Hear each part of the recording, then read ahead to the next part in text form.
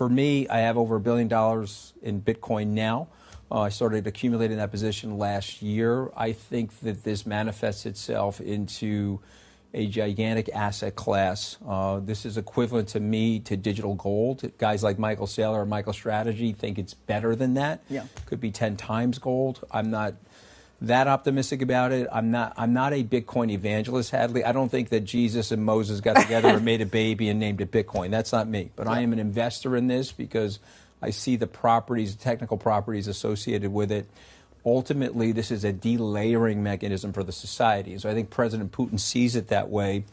It's a ledger defined by math. And when you think about the history of money, a ledger defined by math that has a scarcity to it, where no politician or policymaker can corrupt it or add supply to it, I think is a fascinating thing. And I think it'll have a big position in the global economy over the next decade.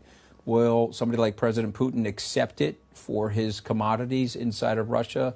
I think it has to get more stable. It has to be a less volatile asset.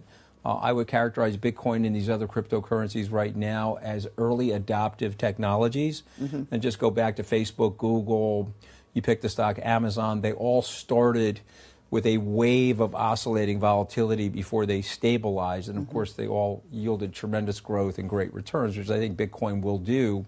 But you're probably 10 years away from President Putin accepting it as a form of currency in his country. Saylor and I have known each other about 20 years, actually, so it's an interesting thing to call him an evangelist, and I certainly see that across his social media channels.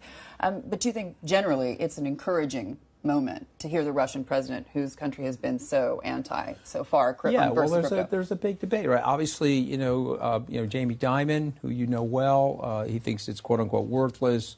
Larry Fink, who's a big institutional investor, arguably the largest asset manager in the world, he sort of says, I side with Jamie Dimon. And then you have Vladimir Putin, Michael Saylor, others. Here's what I would submit to everybody listening to you. Do the homework on Bitcoin. Understand what it is. Read Satoshi Nakamoto's white paper.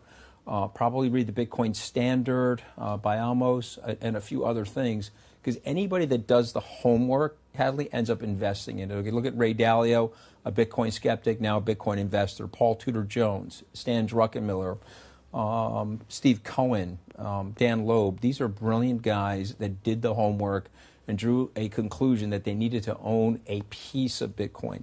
How big in their portfolio, it really doesn't matter. I'll just point out to everybody, if you had 1 cent in Bitcoin and 99 cents in cash over the last decade, you outperformed everything. Just think about that. So have a small piece of it in your portfolio, and the more you learn,